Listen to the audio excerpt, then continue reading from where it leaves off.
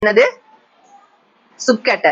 ஏன்னா 7 நாளைக்கு 7 வகையான பருப்பு வேணுமா, என்ன இருக்குது, ரசம் முசு, ஏன்னா சுப்கட்டை இருக்குது, எல்லா வீடுகள்லயும் இருக்கும்.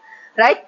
அதுல இருக்கக்கூடிய இதுல நிறைய ஆர்கியூமெண்ட்ஸ் இருக்குது. சிலவங்க சொல்ற அதுல பாதிப்புகள் இல்லாண்டு இருக்குது, சிலவங்க சொல்ற இல்ல பாதிப்பு இருக்குதுன்னு சொல்லி இன்னும் இந்த ரிசர்ச்சர்ஸ் கடையில வந்து ஆர்கியூமெண்ட்ஸ் போயிட்டு கொண்டு தான் இருக்குது.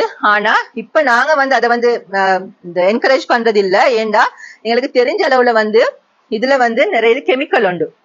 ரைட். மொனோசோடியம், MSG, மொனோசோடியம் குளூட்டாமேட்னு சொல்லி உங்களுக்கு லேசான இது சொல்றேன்னா அதுல கம்பெனி பேர் வந்து தான் அஜினமோட்டோ. ஏன்னா எல்லா ஃபுட்லயும் இருக்குது.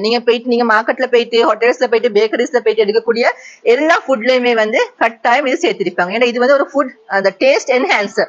டேஸ்ட்டை வந்து என்ன செய்யும், அது கூட்டும். எங்களுக்கு இன்றைக்கு வந்து அதுல ஒன்று சாப்பிட்டா நாங்க நாளைக்கு எப்படி இருக்கும், எங்களுக்கு இன்னொன்று சாப்பிடணும் போல இருக்கும்.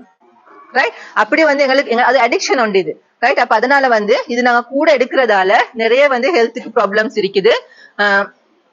அதையும் ரீட் பண்ணி பாருங்க நீங்க, அதுல வரக்கூடிய ப்ராப்ளம்ஸ். ரைட்.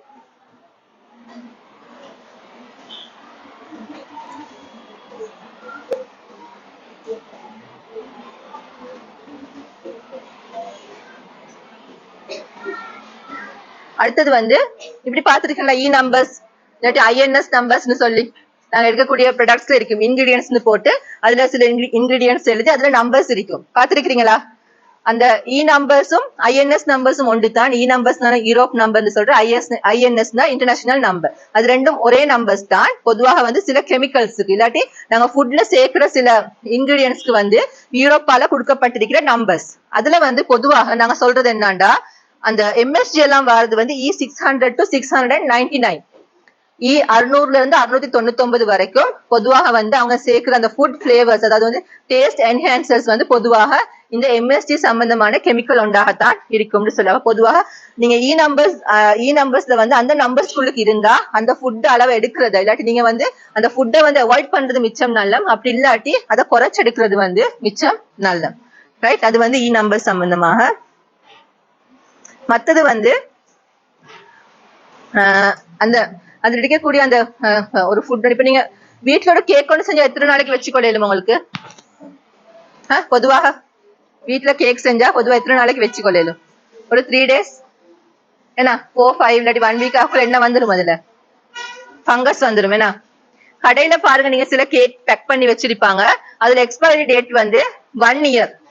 இப்ப வீட்டுல செஞ்சா 3 நாளையில பழுதாகிற கேக் 365 days வச்சுக்கொள்ளையலும்னு சொல்லி சொன்னா அதுல எந்த அளவு கெமிக்கல் சேர்த்திருப்பாங்க.